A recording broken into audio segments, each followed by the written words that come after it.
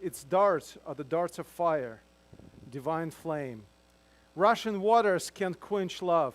Rivers can't wash it away. If someone gave all his estate in exchange for love, he would be loved to utter shame.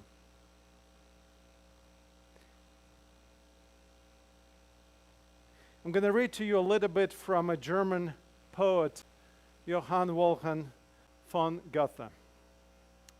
Tell it to no one, only to wise, because the crowd will only mock.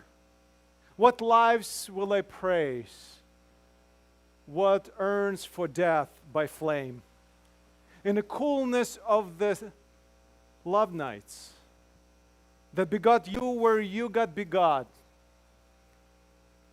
a strange feeling comes over you in the stillness of the candle shine. No longer you're hemmed in by the darkness, by the shadow of darkness, and the new longing rends you for a higher capulation. No distance is difficult. You fly onward and enchanted, and finally passionate for the light. Butterfly, you're burnt. As long as you don't have this, die and become, you are but a cloudy visitor on a dark earth. In this poem, Goethe called it blessed longing. And he brings this idea of love of something that is completely ridiculous. Die and become. And if you don't, you're just a cloudy guest. It is very dangerous to read poetry because it messes you up. It gives you some ideas. It just throws you into the world that's so not used to. Why am I so drawn to this? I have to admit that through this week I would return to this Goethe's poem again and again. I don't know why. I don't want to turn it into the group therapy session for Vadim. So if you have some ideas why I'm so attracted to this idea that the only way to live is to die and to become, and only through dying you become. But maybe more important question to my feelings or analyze our souls, but to look in Song of Solomon is a part of our Bible. Because the idea conveyed in the text that we just heard and the introduction that Jeff gave is the same. What is it that in the book that takes us to the places where we, let's just say, not quite comfortable to go to? Song of Song, Shir HaShirim, is part of the Ketuvim. Ketuvim is it's a list of it's a part of there's law, there's prophets, and their writings. Ketuvim is writings, and the Song of Solomon, or Canticles, how it's sometimes known, is a part of this Ketuvim, book of writings. And if you remember the writings, it's the books of like Proverbs. Daniel is a part of writings. Ezra, Nehemiah, Ruth, Esther. All of the books, the book of Job, the books of writings, Ketuvim, are often talking about human suffering. It's talking about this dark experience, overcoming something. There is, of course, hope, but again, this is mostly, it starts or comes or presents as sort of these darkened pictures, but Song of Songs is completely different. It's like Princess Diary. If the Disney fans should appreciate the reference. Because this is the princess writing unprecedented. This is unmediated voice of a woman. Her name is Shulamite. Shulamite is a female or feminine version of Solomon. So when we say Song of Solomon, we probably should have called this book the Song of the Shulamite and her friends, because the voice comes through. And it's interesting that we almost hear a female voice, which is not a very typical thing. If you say the people who wrote the Bible were all men, this is the clear feminine voice. Somebody asked me this week, somebody that I'm related to for a number of years now, asked, what are you preaching this week? I said, the Song of Solomon, the Song of Songs. And there was a little pause, and they say, is it going to be cringy?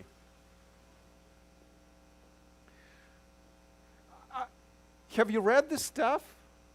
This is not even R-rated. This is X-rated stuff. The language that we hear and read in the Bible, the language of opening doors,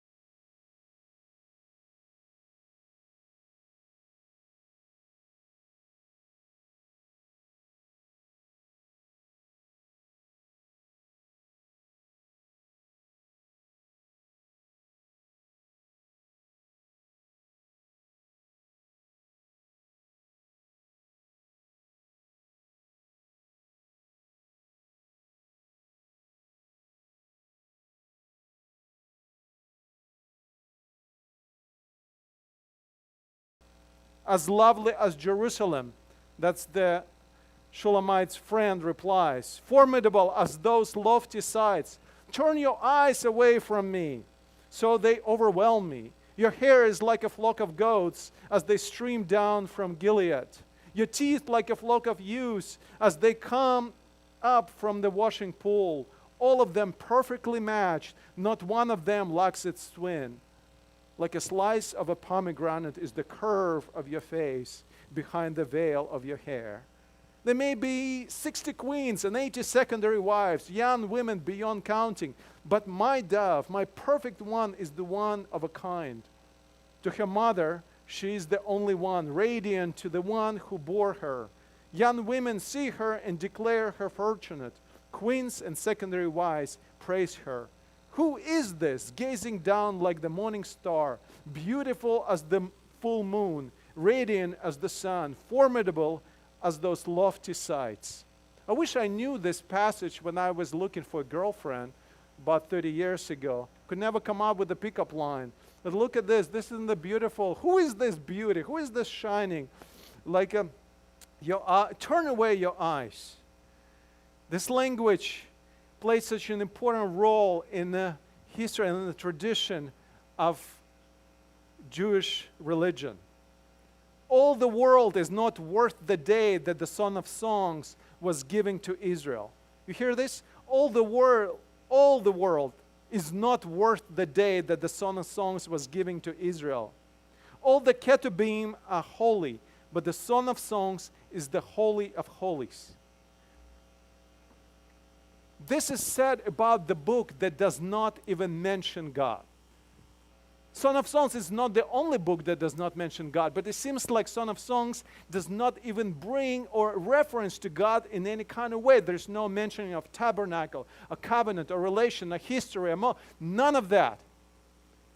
And at the same time, the Jewish tradition, the Mishnah that I just read to you, which is endorsed by many rabbis, one of the most famous Jewish rabbis, Rabbi Akiva, said the same thing.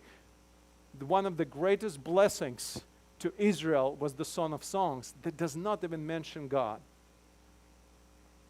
Maybe it is the relationship between people who love each other that becomes the tabernacle, the place where God dwells.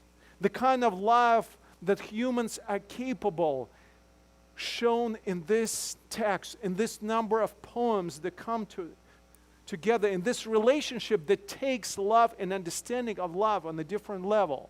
Some of us might think, oh, this is just a kind of frivolous flirtations or maybe just emotional impulses of things. But if you read carefully Song of Songs, we realize that what comes again and again through beautiful language, through expression of love and affection, comes this strong sense of commitment to one another. And the love becomes not just a feeling. Was that the song from the, is that from the Everly, Love is Just Another Feeling? Who sings that? Is it Everly Brothers somewhere? Love is not just another feeling. Love, according to the Song of Songs, is a state of being, but being not for yourself, but for the sake of others. Everything we read about Shulamite and her lover is so focused on the other that we don't even quite understand who they are, because all their feelings, all their emotions are so connected with the object of their love. Mutual love moves and transforms, and it becomes beautiful. And now we realize that it is the perfect love that makes the perfect beauty. And the perfect beauty in the history of Israel was always associated only with God. Perfect beauty only in God. Now we start realizing why this book does not have to mention God. Sermons and messages that we can hear are the ones that don't explicitly mention God, but create this beauty. True love creates the perfect beauty. A couple of weeks ago, we talked about how Bible kind of messes us up and changes our understanding and our common understanding of things like love and time. We sometimes think that love is something that should be tested by time. So if you've been married for 50 years, it means you love one. It's a good love. And might be true, might not necessarily be true. But what we read especially in the Gospel of John, is that it is not necessarily that the time tests love. I know people who've been married over 20 years and not necessarily would say that they're kind of like lovebirds, passionately in love with each other. What makes the difference that the moments of love, that the time is defined by love. It test love by time, but we test time by love. And love starts changing time. If you love somebody, and we already mentioned, and we already talked about it, if we love somebody, we are not even paying attention to time. If we love somebody, time flies, and if we love somebody perfectly, the time becomes eternal. Time should be tested by love. And if the time is tested by love, then the time span of our lives becomes nothing less than a celebration of love. Celebration of love that is passionate and self-sacrificial, beautiful and poetic, fleeing and eternal, committed and fully free. In verse 7, rushing waters cannot quench love. Rivers can't wash it away. If someone gave all his estate in exchange for love, he would be laughed at to utter shame. The author of the song tried to say and make a very important point, that if somebody tried to buy love and even sells everything, sells the entire household and offers this for love, that person would be a subject of laughter. You cannot buy love. And to us, it seems like kind of ridiculous idea in our consumeristic age, because today it seems like everything is for sale. Everything is for my needs. Everything can be obtained. It's just for the right price. I've heard recently, and I don't quite caught it, I don't know, even remember who shared it with me, but somebody said that it is not uncommon today, instead of signing a marriage license, now you can actually make a marriage contract, and you can specify the number of years. Somebody told me that you can now make a marriage contract for 5 years. You live for 5 years, and then no question asked, you split. And that somehow conveys the sense of a freedom, of kind of keeping the options open. And that is so fitting. That's so descriptive of the age we live in. Let's just make a contract, this transactional thing that we can exchange the good. This is the friendship with benefits type of thing. And after 5 years, no commitment. And we fool ourselves thinking that when we limit our commitment to one another, we give ourselves more freedom. But it seems like the biblical message is opposite of this.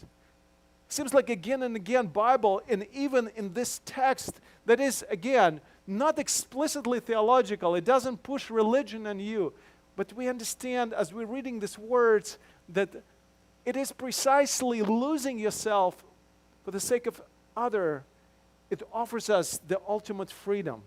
Dying to self is what gives us the freedom to be fully free of our own desires, fully free of our own passions. It is when we put the other in front of us. So love is not just an emotional friendship with benefits. It's a self-giving to the point of death. Remember the famous words of Paul in 1 Corinthians chapter 15, 31. I die daily for the sake of Christ. So love is a mutual self-giving, dying daily for the others. Maybe we return to these words and this role that this book plays in a canon of the Hebrew Scripture is because all of us have this deep longing to love and to be loved. We still seek beauty and love. And in this ugly and hateful world, we still long for something beautiful. And when we see hate, we say and feel there is love somebody. Perhaps it's foolishness. Perhaps it doesn't make sense. Maybe we should be more pragmatic and find the good deals and good contracts. And today, it seems so out of the time, almost anachronistic to talk about love. But reading poetry can mess us up. And these poetic words come to us and remind us there's some flickering hope, that candle in the night to which butterfly flies, forgetting about everything else just for the love of the light. I told you the story about the optimist and pessimist. It seems to be a little bit kind of fitting to tell right now, because to seek love in this world sounds like the task of a little girl. Remember, they tried to figure out between two children, kind of one was the pessimist, the other one was the optimist, and they put the pessimist kid in a room full of toys and put the optimist kid in a room full of horse manure. And they came a couple hours later and they found the kid in a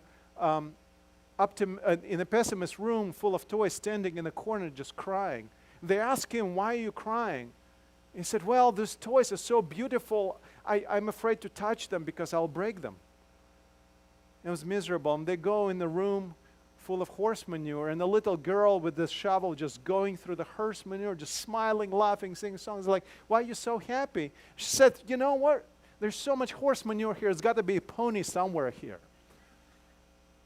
We seek for life and beauty in this world, and it feels like life is just digging this stuff. And you say, there's got to be beauty somewhere. And what an answer to our prayer. That's why we come. That's why Jewish tradition considers the book of Song of Songs to be a gift. Because we're finding it and we say, it satisfies our hunger for love. So we can love again, love passionately, love selflessly, giving our own for the other. And the question, I guess, for us today is, have we seen this love? Have we experienced it? The love that gives the other. And the only way it can work And in some way, I would strongly disagree with Goethe on one thing. He begins his poem with these words, don't tell it to the crowd, don't tell it to anyone, for the crowd will only mock. Tell it only wise. I say no. I say tell it to everyone, wise or not, educated or not, rich or not, having it all together on those who are still trying to figure it out. This is a rather simple message. Die and become. And this is the only way to live. Or otherwise, you are but a cloudy guest on a dark earth.